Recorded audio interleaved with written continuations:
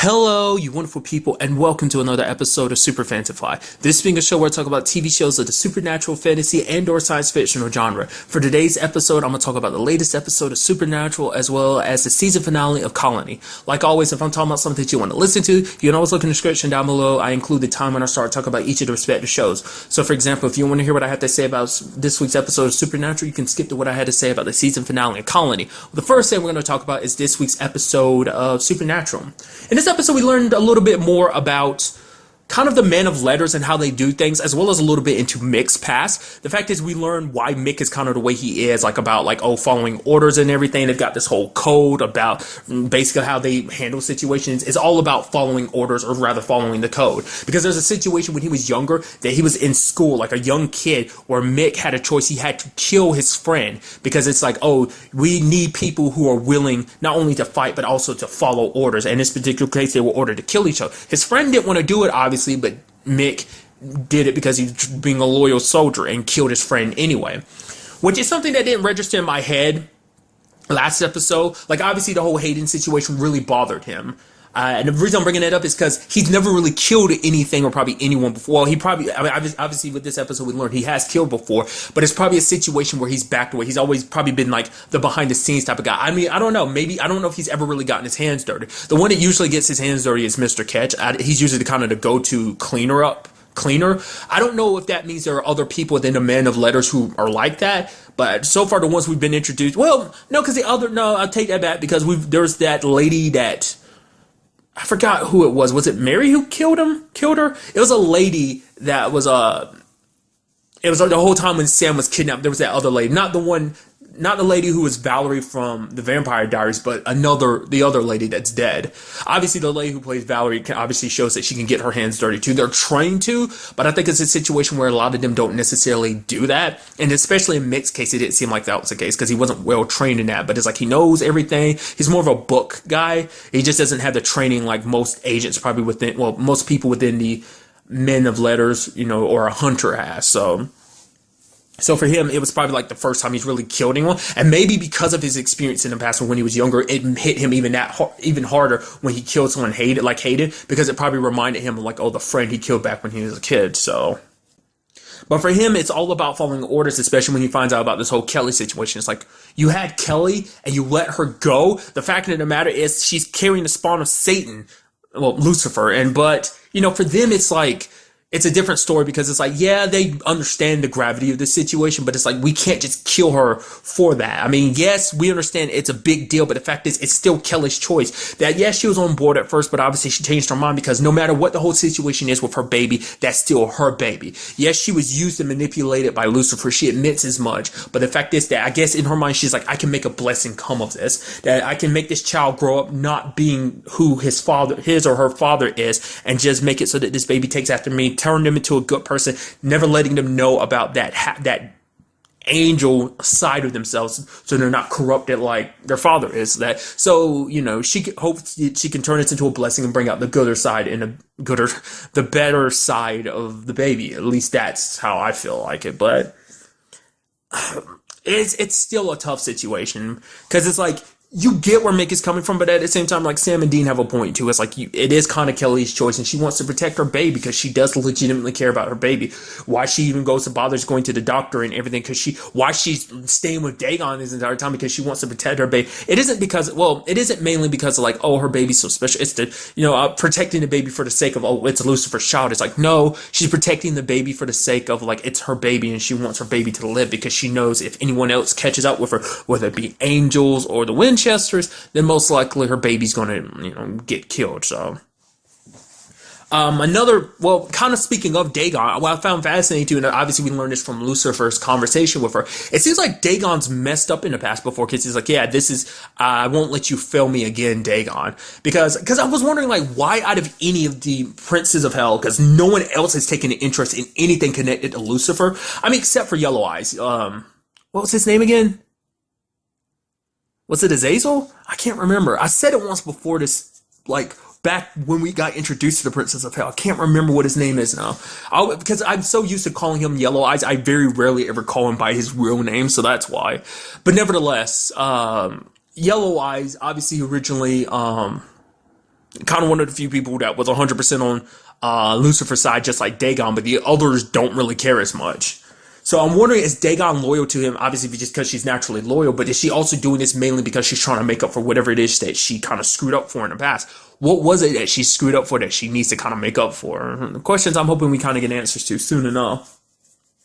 But she's going so far at, like, there was something in particular that her doctor Kelly's doctor noticed that Dagon didn't want Kelly to know, so she used her powers and made it so that the doctor ended up saying what Dagon wanted him to say, like, "Oh, your baby's fine" and everything, and then ended up later on sending one of her demon flunkies, which is kind of interesting. The fact is that there are demons that kind of serve underneath her, like. I guess there's just some demons she's kept in reserve, like, even though she's kind of been off the radar for a long time, she probably brought along some demons. Or did she go to one demon that's like, yo, I'm yellow, oh, you don't know who I am? I'm one of the princes of hell, do what I say. It makes you wonder about that. I mean, so most likely the fact is they've got their own demons kind of out research. That's probably how she was probably able to track down Kelly. Well, she probably can feel Lucifer inside of, like, Kelly's baby, so she probably able to track her that way. But probably also doesn't hurt that probably have a network of demons on your side that I'm sure that even Crowley doesn't know about those. But nevertheless, it seems like it was mainly for the sake of, like, shutting him up. So obviously it was mainly to cover their tracks and make, delete Kelly's name from the file so that no one be able to track them down. In particular case, the Winchesters.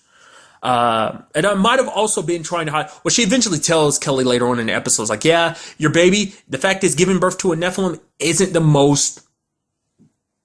It's not going to be a situation where you're going to be around to take care of your baby. Your baby's going to be perfectly fine. You, on the other hand, won't be, because even, like, she was talking to Lucifer, it's like, yeah, Kelly's holding on strong, but I mean, she doesn't need to last long. I only need her to last long enough to give birth to your son or your child.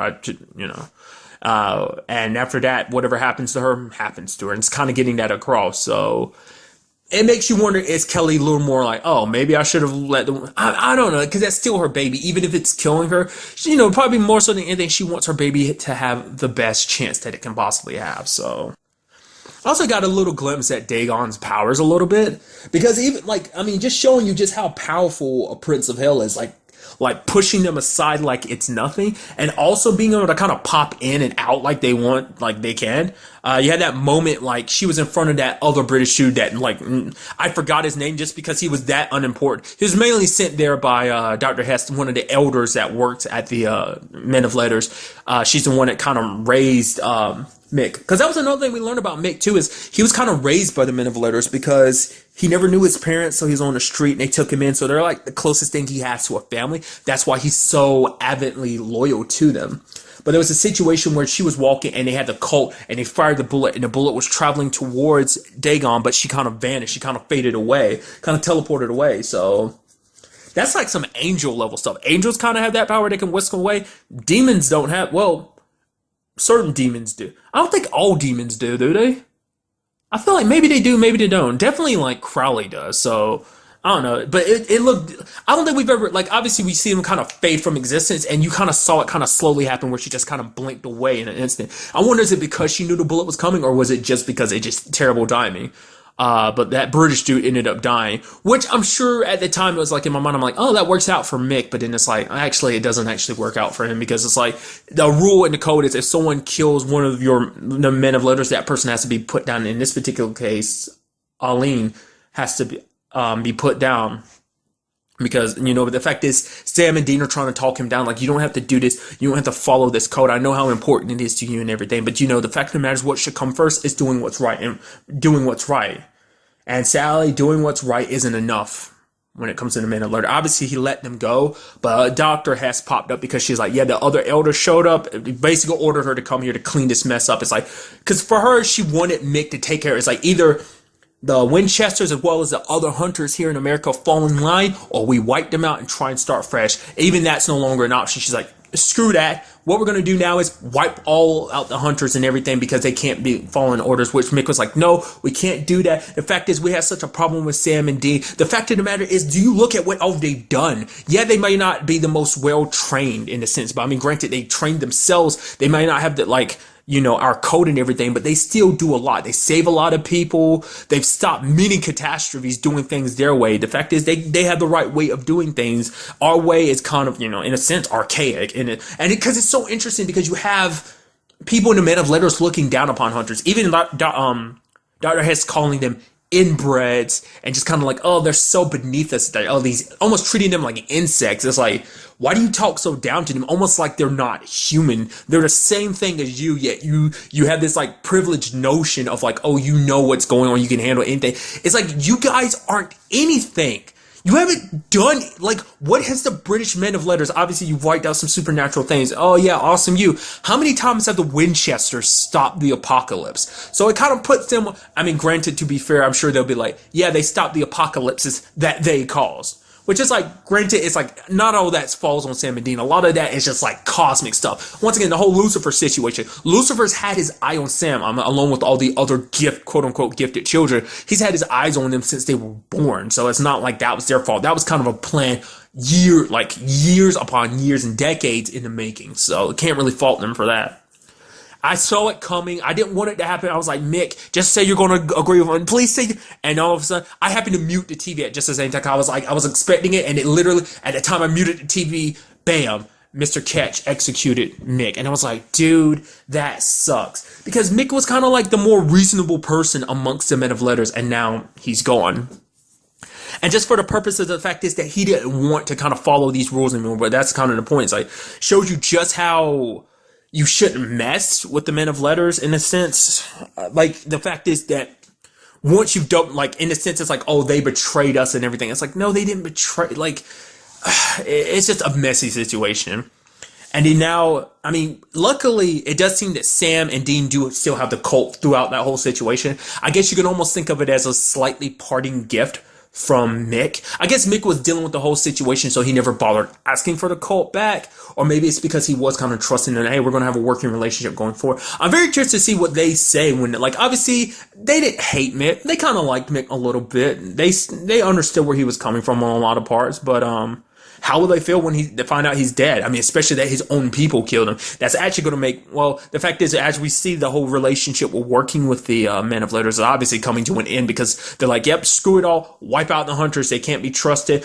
Basically wipe them all out, which is stupid on their part because it's like, you're literally getting rid of the biggest line of defense that this side of the world has against monsters, the supernatural, and you're going to wipe them out. How idiotic is it? It's like, oh, well, we're going to do it. I guarantee you when it's all said and done, it's most likely going to be a situation where somehow, Lucifer's going to break out sooner or later. Whether it's him, his children, or the remaining princes of hell, which obviously with Dagon, there's at least one other that we're not. I forgot what the other one's name. And then like Asmodeus or something like that. It's the other prince of hell. I'm not sure. I forgot. But it's like, who's to say they won't just go wipe out the British, the Men of Letters? Because you take like the Alpha Vampire. He was like, yeah, the reason why is I saw what you guys were doing. I didn't care because it wasn't here, but you came to my home. Now I'm starting to get interested in you guys. Other than that, I was like, you're doing your own thing. That's England. You can do whatever you want to. I don't care. But now they stepped into this territory, that's going to cause some problems, especially if they're going to be coming after Dagon and Kelly's baby too, so that's definitely going to catch Lucifer's eye. So it's like, I guarantee you when it's all said and done, the British Men of Letters, I think, are probably going to end up getting wiped out just because of their ways, because they're so stuck up in their own asses, thinking like they're better and more equipped. Like, even with their limited resources, hunters have been doing things this way for so long, but it's like, you spend your life doing things a certain way, thinking you've got it all figured out. That's when the world is turned upside down and things kind of basically slap you upside the face and be like, you don't know jack squat. You're not prepared for anything. Once again, the fact is, where were you doing all these like apocalyptic situations? You weren't around. Yes, you were dealing with your own situations, but have you dealt with anything to the scale of like anything going down here? I don't think so. Which, since I brought up Mr. Ketch earlier, I'm actually going to continue with that, which we had the whole situation of him and Mary kind of hitting it off. Because we actually learned a little bit. Obviously, she kind of pried a little bit about the whole, like, oh, him and Mick situation. Like, oh, have you known each other? Like, oh, we went to the same school and everything. But the way he talked about it is like almost like yeah, kind of don't want to talk about it type of mentality. Like the way he was kind of presenting himself when he was talking like that. It seemed like he kind of doesn't have fond memories on Mick. Probably similar to Mick, because Mick is kind of the perfect killing machine, and I think the school that they went to, the Men of Letters, forged him into one. And so for him, obviously, him and Mary kind of shack up. Not surprised. That was kind of a long time coming. You just kind of saw the writing on the wall that he actually has an interest in her. Which, when this time came, he was like, "Oh, no, no, no, no, no. I obviously this was just kind of a casual thing." She's like, "Yeah, just casual." He's like, "Yeah, I'm not going to get attached to everything." He's like, "I'm not that type of person. I can't, I'm not built that way." And he's like, "Oh, obviously you're not built that way either." Which Mary's like, "Maybe at one point, no, you're wrong. At one point in time, I was, but not anymore." Because for him, it seems like he took an interest in Mary because he thought that she was like him. It's like, oh, you're not like other people. You prefer the thrill of killing monsters rather than, spending time with your family, which Mary's like, no, I want both. I want to, why do I have to give up one to be, for the other? Why can't I be a hunter and have my family? I mean, even though as twisted and as messed up as things happened, like Sam and Dean have always had each other. So they've kept the family aspect and the hunting life. Has not been easy after everything they've been through over all these years, but it still happens. And you have Ketch almost being like, well, I'm glad for you that you believe that you can actually have that. I think he's beyond belief in that. So I think that's why he took an interest in Mary, just because there's not many people he feels like he can connect with. But when he sees Mary in action and everything, he kind of thinks to himself like, oh, I found a kindred spirit. But now he hasn't. Now she's like, oh, things don't work like that. So it kind of changes everything up a little bit, especially now the fact is that he has to kill all the hunters. And she said all the hunters, not just the Winchesters, all the hunters, which will include Mary. So how will Mary feel about you being ordered to kill her children? And it's like, because I was wondering what he was going to do. Obviously, Mr. Ketch's heart, he's kind of removed his heart from the situation. He's like, nope. The fact is, for a moment, I let my heart get the better of me. It's my weakness. It's like, nope. What I'm going to do is from now on, I'm just going to be the cold-blooded monster I need to be to get the job done. So, and they're also going to be hunting down Elaine too because of what she did, the whole code and everything. Which that was so sweet. Her and Sam talking in this episode. It's like, oh, just like she's like, bye, Sam, and he's like, bye. It's just for one, just kind of stepping up into this hunter world, kind of finding her own place in it, helping out and everything, and just kind of proving to be a badass. It's just so sweet. It's like obviously you see, it's like the flicker's there, and I'm sure even Dean kind of catches it, but. She left back. I think they said she went to Ireland because she just couldn't live with herself for what happened. It was a complete accident, but she ended up killing somebody. But that's still something heavy weighing on her conscience. So now she's kind of going off on her own, which is bad. Like I said, Sam and Dean don't know about the whole current situation, so she's going to be someone caught in Mr. Ketch's eyes that he needs to track down and kill her. So it's like I hope they find out about this sooner than later. I mean, like I said, it's not like Mr. Ketch is going to tell him. It's like, they're like, oh, what happened to Mick? Oh, Mick's been, well, maybe they'll talk and he'll be like, yeah, he's been transferred or something like that. Maybe they'll never find out. Because they're also dealing with the whole Cass situation, which the last time we talked to Cass, he went back to heaven to talk to a guy named Joshua who's kind of taking interest in this whole situation. Nephilim's on the field and everything. And it's like, oh, this is all about welcoming him back to heaven. So he hasn't been back to Earth since then. So I don't know if that's because of the whole time works differently in heaven than it does on Earth, or just I don't know, just trying to figure stuff out. I'm sure Cass is still in the middle of that because it's like the Winchesters are his family, but then at the same time he's kind of caught between his other family too, like loyalties to who. Obviously he's kind of kept his distance from heaven. He wants to go back, but he's always kind of been ostracized for all the things he's done in the past. One of the only few people who were there to kind of fight for him was Hannah. So now that she's going too, so.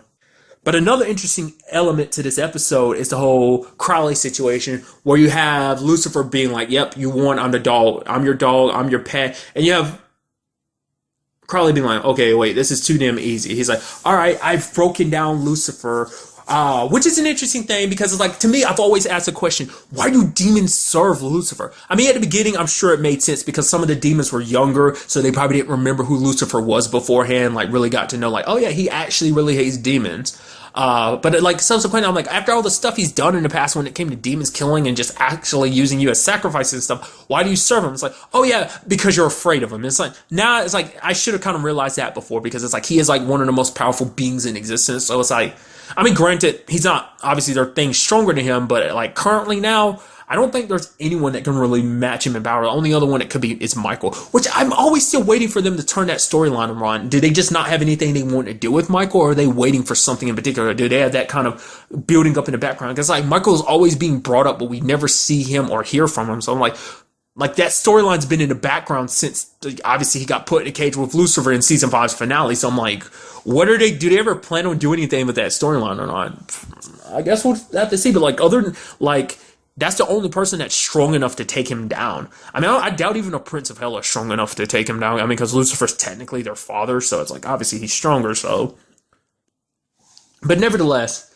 I love the fact is that he's like, yep, Crowley being hubris as he is, kind of letting his ego get the best of him, thinking, oh, I finally won. It's like, no, never underestimate Lucifer. He's a trickster. And the fact is that he's in front of all those guys. He's got his back turned to, Crowley, and he's like, oh yeah, the fact is you guys should all bow down to the one true king. And he's mouthing the words, me. And then just kind of giving them all the look like, oh yeah, the true king, that if you don't follow the true king's rule, there will be severe consequences where you will die and you will suffer pain for all eternity, and glows his eyes red. The entire time Crowley's up there smug, thinking he's won, thinking it's all about him. But it's like, why would you let your guard down like that? The fact is, I was impressed with you, Crowley, because Lucifer thought he had the upper hand, but the fact of the matter is you knew someone was going to try and betray you, and you broke him down because you actually had a secret plan the entire time, which Lucifer's trying to find a way to deal with. The fact is that the markings that are kind of whatever it is inside of him that's keeping him bound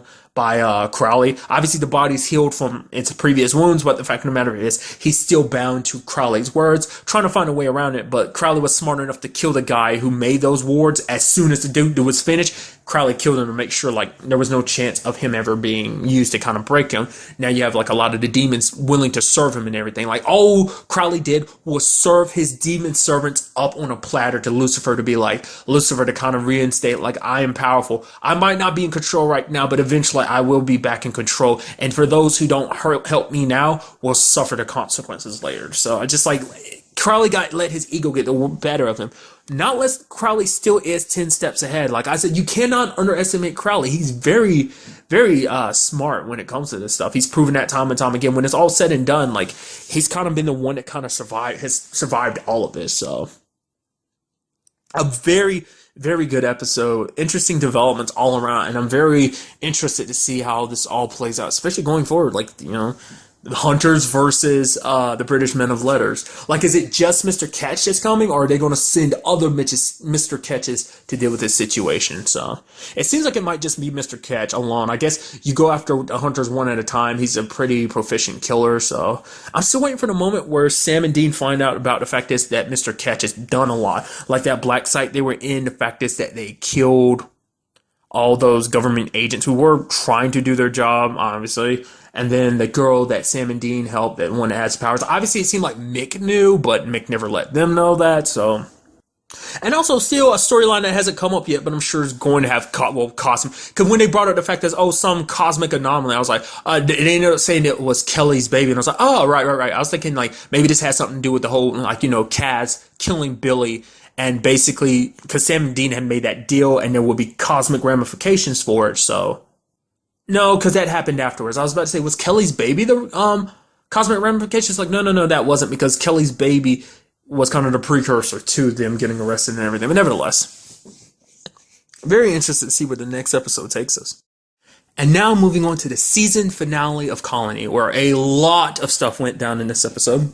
Well, for one, we have Morgan ended up being killed because the Blackjacks ended up following Katie and Will back to the base and everything. She kind of got killed in a crossfire and everything, which is like, that really sucks. Because now at least Broussard being the last person of his team alive, which is kind of his main reason, like, because basically they're like, okay, we need to find a way out of the block, because it's like, nothing, we need to get out of here now. Things are happening too much, too fast, too quickly. Like, we need to get out if we want to get to this resistance group or whatever the fact is. Because Broussard is like, he wants to stay and fight, but then like, Will Scott is suggesting like, why don't we talk to Snyder? He's like, I don't trust Snyder. It's like, that's our only option, because it's like, you can stay here and die, or you can leave and live to fight another day.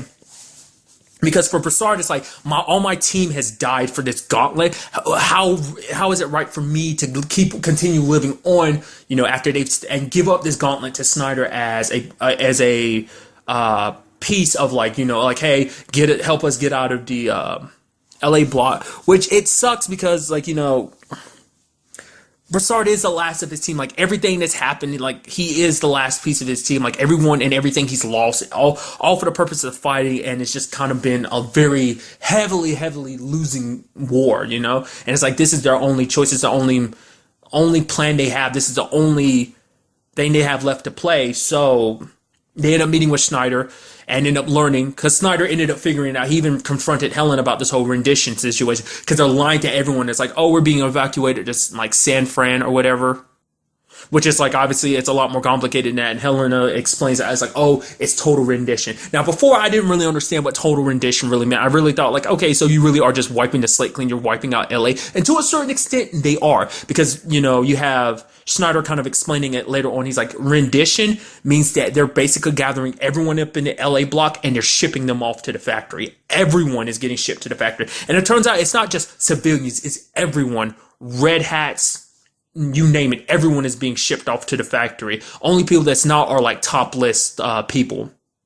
And like, you know, people like Helena. She was even going to offer Snyder a chance, but Snyder said no, because he ended up, I mean, granted, he ends up talking to Will and Broussard, and he's like, obviously, he's like, the reason all this is happening is because of Broussard, all the trouble you've caused in the LA block. It's gotten to the point that the reps are kind of done with it all, which I got to talk about the reps really quickly, but I'll kind of finish what I'm saying. So it's like, we need to get out of here as quickly as possible, as soon as possible, because we got, you know, it won't be long until, you know, the total rendition happens. Now, to me, you know, I was kind of agreeing with Will. The fact is, you can trust Snyder, because the fact is that he is doing this because it's like it's in his best interest. This is all about survival. But then I also kept thinking about the whole angle of like, oh, well, what about, you know, that whole dealing he made with the global authority? Because it's like, oh, what if I can get the gauntlet back? What does that mean? He's like, well, that means you will never have to want anything in your life again. At first, I was thinking like, okay, maybe he backed away from that deal. Like it was still in the back of my mind. I'm like, you're going to double cross him at some point, aren't you? Obviously, Bram, the moment he saw it, was like, no, I'm not going anywhere with Snyder after seeing what Snyder's done. It's like, you can't really trust a guy like that. And it's like, in this situation, not like they have much of a choice, especially because Will and them have the mentality that obviously he's just deep in the situation as we are. He even says to himself he doesn't want to be a rat, but there's always that need for self-survival, self-preservation. I don't know why I keep doing that, because I always forget the word preservation. I always say self-survival, self-preservation. The fact is, it's always because of that he has that instinct in him is so strong. Because obviously, when I can go ahead and skip to it, but at the very end of the episode, we see that he is pressing a button, so he is turning them over. Because for him, I think it changes everything. I mean, for one, there's a part of me that wanted to think he would be doing it for the right reasons, because he's like, hey, if I can get this turned over, at the very least, that means that I can save the LA block, stop this whole total rendition type of situation. But the fact is that he waited makes me think, no, it's not like that at all. I mean, granted, he needs to probably be in a position where if he does that, if he tries to, like, Will and them won't listen, they'll probably end up killing him otherwise. So he probably had to be smart about it, especially when you have someone like Bram not trusting him at all. So I guess that's why he waited. He wanted more. Well, he probably wanted to get outside of the LA block first. Probably like he needed the perfect situation to kind of funneled him towards being captured. I mean, which is not a very good thing, obviously, for Will's sake, because like I said, he's on, as we know, he's on that list of people they're trying to capture. So that's not good. I kept waiting for that to come up turn into a situation, but no, luckily for Will, that didn't happen at all. There was that beautiful moment of just like, there were the red hats that stopped them. Will took off his mask and everything. I was like, oh, you're going to try and sacrifice yourself for your family? I was like, no. He's like, I'm going to tell you guys the truth. You're being lied to. It's like, and kind of revealing once again, because I didn't even recognize it at the time, because I was like, oh, the red hats are a part of this and everything. It's like, oh no, they're a part of this in a sense of they're going to be rendition too. And it's like, holy crap. Because like, I didn't even think about it until Will pointed it out. It's like, because they were actually being lied to. They thought that this is just some massive evacuation. It's like, no, there's a lot more. Like when all those people gathered, you even see other soldiers pointing gun at the red hats and telling them to kind of get into place. So there was a moment where, like, you know, Will kind of spoke to him as like, yo, at the end of the day, we're humans, and the fact of the matter is, this is what's going down. I'm just trying to get my family out of here. You should do the same thing. It doesn't matter who you are, whether it's me, my son, my wife, my daughter.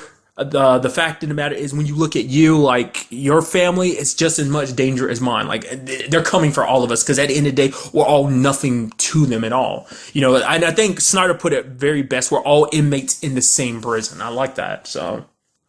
What we also do have is Broussard staying behind because Broussard's kind of like, I can't kind of leave yet. I have to stay here and fight because, he's started this fight and at the very least he has to see it through. I think more so he just can't bring himself to run away after everything that he's lost his entire team. From everyone from the first season to everyone that was been on his team since, to everyone he lost this season, especially Morgan. I was rooting for her, thinking she was going through with it at the end, but it just wasn't in the cards, dude, and it sucks. There was that moment where him and I think I brought it up before in a past episode, but I love the fact is that him and Will are kind of on the same side because Will's kind of giving him the nod and he's kind of giving Will the nod too. Like the fact is that they were once enemies and now they're on the same side, like recognize each other. It's like, yo, this needs to be done. And it's like, yeah, he's even telling Will like, hey, get this gauntlet to someone, on the resistance side. So like I said, with the whole situation with Snyder betraying them, I hope they're able to make it to. I mean, it's going to suck because especially if they go looking for someone from the Resistance, all they're going to end up doing is leading other people to them. Even had a moment in the episode I didn't expect to see him pop up was Burke. So obviously we're going to be dealing with him going for it too. But the fact is that we see him and his family are being transported out of the LA block too, and it's like, man. So we kind of know that a lot of people are making it out of here. So. Another side of the story we saw was Maddie's side of the story where we saw her struggling with everything. Like you saw her at one point sleeping outside kind of the yonk.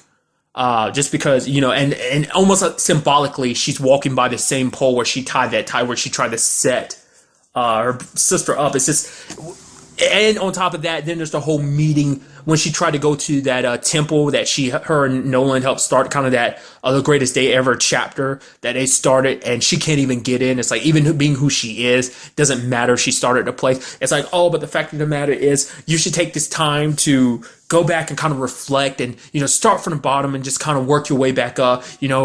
Find forgiveness and yada yada yada yada yada. And it's like, it's almost like being spit in the face. She worked so hard for everything, the life that she wanted, what she believed in, had so much faith in, and at the end of the day, it amounted to nothing. What does she have to show for it? Nothing. Does she have Nolan? No. Does she have her son? No. Does she have Katie and her family? No. She's on her own. Her actions have basically left her all alone, and that's depressing as hell. There's even a point where I thought she wasn't going to get on the buses. It looked like the way the episode was framed, it seemed like she wouldn't. But then we ended up finding out later when she did get on the bus, and when she kind of changed her mind because she looked around and saw everything, she's like, no, I changed my mind. She ends up getting hit by one of the guards. So it does seem like she's one of the people that is going to head to the factory. Interestingly enough, seeing as Nolan got sent there last episode, so that's definitely going to be interesting because the fact of the matter, I'm thinking because Katie doesn't know about her whole situation. I'm assuming Katie thinks obviously she was with Nolan, so obviously she's going to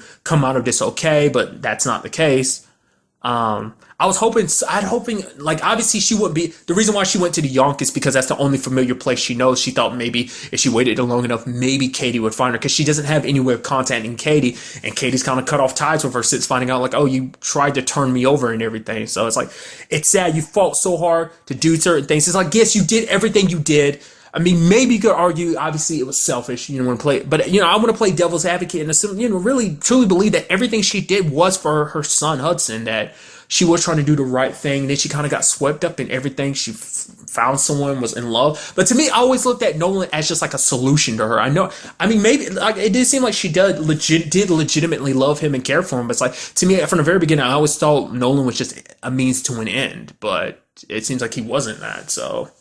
But I'm sure at this point she wishes she had listened to Katie, that she had gone with Katie when she had a chance. Because at the very least, she'd be with Hudson right now. She'd be with her entire family. Now she doesn't know where Hudson is. He's sent off. Basically, the way Snyder put it last episode is like he's off in some camp being trained to kind of prepare for what's to come. Now, like, she's being shipped off to the factory, too, with, like, a mass amount of people, like, every person within the block, too. I do wonder what does that mean for the people who have hidden away? What does that mean for people like Broussard? So, because another interesting thing is that we saw a different perspective kind of reflecting the season 1 finale of the whole rep situation, that basically they transferred the rep over to another body. So he wasn't completely dead. His body was, but there's the host unit. I think everything that is them, their essence, their knowledge, everything that's them is in this little like sphere that's inside their heads. Cause we kind of got a little bit of a look inside of their bodies, like their head opened up and like there's this whole like mechanism system, like more like machinery. And then obviously it was input into another rep and the other rep kind of got up. So it's like those bodies are just that, they're bodies, and they can be it's almost like transferring your soul into another person's body. It's like as long there's still the core you that's there. So that was kind of interesting. That's why I'm kind of correlating, like maybe that is what this whole point's about. Maybe like all these special people they've taken an interest in. Because also this person in particular, like obviously we saw from its memory banks, like it was still kind of active a little bit. Like I said, the body might have shut down, but what they refer to as the host unit was still probably active. So what we ended up seeing was it looked at Katie's face and also looked at Will's face. Maybe it also looked at Broussard. So maybe that's why that's when the reps kind of got a kind of first look at like, oh, I've taken an interest in Will and I've taken an interest in Broussard. Maybe that's what that's all about. But something interesting that Helena, still doing that, sorry, brought up was the fact is, and even Snyder didn't know, the fact is that there are some of the reps that are kind of on humanity's side to a certain degree. There's some reps who wanted this whole rendition situation from the very beginning. They wanted LA wiped out. It's like, no, there have been some who've been wanting it for months because it's like, it's too much trouble. But there's been others who've been fighting for it. Obviously for their own reasons. It might be not for the sake of like, oh, we need to keep the humans, oh no, the humans no, we can't do this to this wonderful species or something. It's most likely like, no, we can't do that. We're going to be screwing up our workforce, our quote unquote cattle. It's how I'm looking at it. But maybe, I don't know, because obviously we see one of the reps, as we learned from last episode, is that or was that last episode or was it episode before last? Nevertheless, we learned that obviously this is all about getting the gauntlet to one of the reps who has defected from his people. He doesn't 100% agree with their ways. Obviously, we're still in the dark with a lot of the stuff that they're up to, why they're collecting the people. Like I said, I've kind of reiterated here, and I've thrown out my thoughts on why that is, what their plans are going forward. We even got more of a scale of just how powerful they are because we saw them dropping down ships. There was a moment that it was flashing in my head. It's like, I hope they're not just going to change their mind and wipe everyone out, which was kind of the plan from the beginning, but then total rendition was what they decided to do. Because it's like, once again, kind of reiterate, I guess that was kind of the compromise. It's like, rather than wiping them all out, we can still use them is probably what some of the others argued. They kind of lost the battle of like, oh, doing all of this, but the, total rendition was the argument, was kind of, I guess, the more compromising point that everyone could kind of get behind. So I'm very interested to find out like what it is the reps want, what it is that they're up to. Like we've gotten peaks here and there. We haven't seen anything this season, but last season we got peaks here and there at the factory. We don't know exactly what that means, what it is that they're exactly doing up there, but there's something there. But obviously this is an outcome nobody wanted. Even Helena has fought so hard for the sake of this, for the LA block. She's tried her best time and time again. Obviously, the previous proxy makes you wonder what's going to happen to him. I mean, he's still kind of a proxy in name to a certain degree. So even though everything they did wasn't enough to kind of get, it wasn't made, those moves weren't made fast enough. And obviously, the big ramification of Ambassador King dying, like, especially when it was actually Bram who killed him. I'm wondering will there be ramifications for that. Maybe that's going to be something him and Snyder share. The fact is that they've done stuff that they're not very proud of, that they're keeping secret. Because the fact is that Bram hasn't really told hasn't told his entire family the whole situation between him and Schneider because it was something that he's supposed to keep secret. Because also admitting all that stuff that Schneider did was admitting, obviously the fact is all those Red Hand people within that camp, their deaths were on his hands too. So obviously most of the truth is out there, but not all of it. So I get the feeling like obviously there's going to be ramifications for that because he's such a big guy and obviously being an ambassador. So he plays a big role in just everything, because obviously with each new season we're expanding up beyond because previously it only focused on the LA block. And now we're kind of stepping out a little bit further each time, learning more and more about the, global effects that the reps have kind of brought our way. I'm very curious to see where the Bowman family ends up because will it just simply be them still staying in California? Will they make their way? I mean, obviously they're going to try and track down the leader, the guy that Broussard is connected to, like that he used to know in the past, who kind of leads this resistance group that needs the gauntlet and everything. Like obviously they're going to try and keep their promise about that whole situation to get that to him, but I doubt that'd be easy. Obviously, I'm once again reiterating the fact is that Snyder is doing what he's doing. So overall, a very, very good season finale. Obviously, a lot of questions that need to be answered. It's like, because this also does mean that the show is taking a new setting because the LA block is being cleared out. Because I was wondering, is this going to be kind of like, I have to hesitate. I was about to spoil a TV show that I don't know if anyone's watched. I won't say it because it is a spoiler. At this point, legitimately, I just felt like this was a situation. It's like, don't tell me like everyone in the LA block is going to get wiped out. Like that's why I was thinking like maybe they'll change their mind from doing total rendition and just wiping people out. But like I said, they still need their quote unquote cattle. So, but the LA block is going to be empty, and I'm very curious to see where they end up. I doubt it's going to be not let's say crossover into Santa Monica. This might be an opportunity to meet up with Bo again too, because Bo's got his cabin that he's spending his time at. Like I said, it also depends on the actor who plays Bo, because he's also doing, like I said, Chicago Justice. Like I said, depends on production schedules and stuff like that. But they might meet up with him, because that's like the one person that Will is sure about outside of the LA block. So I feel like there's definitely got to be something more about Santa Monica too, especially because we learned that whole situation. I forgot what they're called again. The people who run Santa Monica, Solomon was one of them. They're not emperors. They're something. I forgot what they're called. But I feel like that was such an interesting thing that they set up and there was nothing else done with it, especially because the fact is that Will killed Solomon, and that kind of threw like an off power balance in Santa Monica, which, I feel like there's got to be more to that. Maybe that'll be something we'll cross paths with. The show has been, I wish more networks would do that. I want to know ahead of time whether something's coming back for a new season or not. And luckily, USA has done this for me twice, because they did it with, obviously at the end of season 1 when they talk about season 2. And now they've done it again. So this show has been renewed for a 3rd season, which obviously will be coming out in 2018.